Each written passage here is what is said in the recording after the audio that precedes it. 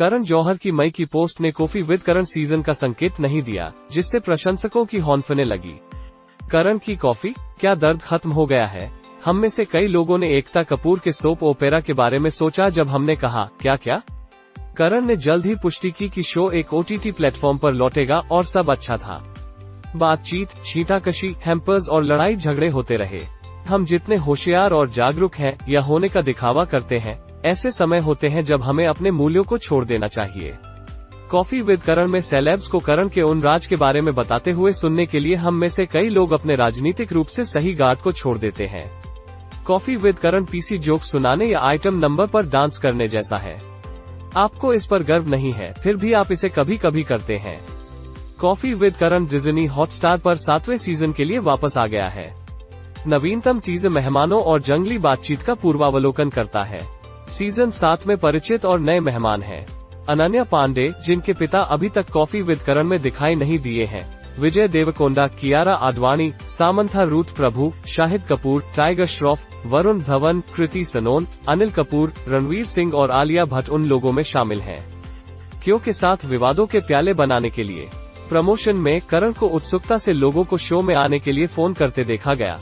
हालांकि चयन मानदंड 6 सीजन के लिए समान रहे। मशहूर हस्तियों को जौहर वेन आरेख पर एक विशेष स्थान पर गिरना चाहिए, जो अच्छे दिखने वाले, अमीर और सफल को प्रतिच्छेद करता है। उनके बचपन के दोस्त सही मायने में होने वाले मेहमानों के बीच भर जाते हैं। कॉफी विद करण में ऐसा क्या है जो इसे इतना लोकप्रिय बनाता है? इतने सारे लोग इसे एक दोषी खुशी क्यों कहते हैं और हम एक ही चेहरे को मौसम के बाद क्यों देखते हैं?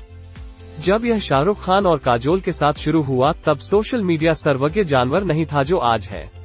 हमें नहीं पता था कि कोई सेलिब्रिटी मुंबई से आया है या नहीं, उन्होंने नाश्ते में क्या खाया या उनका वर्कआउट कितना कठिन था। कॉफी विद करण ने हॉलीवुड सितारों के साथ अनौपचारिक रूप से बातचीत करने का मौका दिया। करण ने इस तथ्य को नहीं छिपाया कि वो दोस्त थे या व्यवहारिक रूप से उन सभी के नियोक्ता थे जिन्हें उन्होंने आमंत्रित किया था। हमें ऐसा लगा कि हम प्रसिद्ध लोगों की बेकार की बातों को देखने के लिए JVPD या बांद्रा के रहने वाले कमरे में चले गए हैं। करण इन सेलेब्स को खुद का आधा वास्तविक संस्करण होने के लिए आकर्षित, राजी और धोखा दे सकता है। इन बड़े सितारों को पीड़ित देखना, व्यंग्यात्मक होना, चुटीला होना, वास्तव में विनोदी होना, अविश्वसनीय रूप से ईमानदार और कुछ मिनटों के लिए पूरी तरह से संबंधित होना ताज़ा था।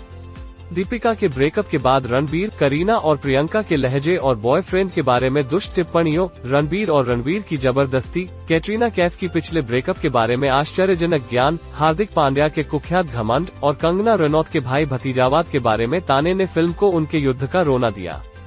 ये कॉफी विद करण के कुछ सबसे यादगार पल हैं। कॉफी विद करण 6 सीजन के लिए अनावश्यक है, फिर भी दर्शकों के लिए उत्साहजनक है।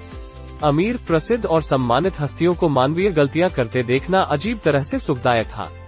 हमने आश्वस्त महसूस किया कि जिन लोगों के जीवन की हमने प्रशंसा की, वे भी हमारे जैसे ही बेकार थे।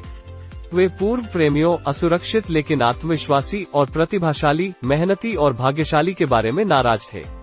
कॉफी विद करण ने अपने मेजबान को खुद को खोजने और अपनी छवि बदलने में मदद की।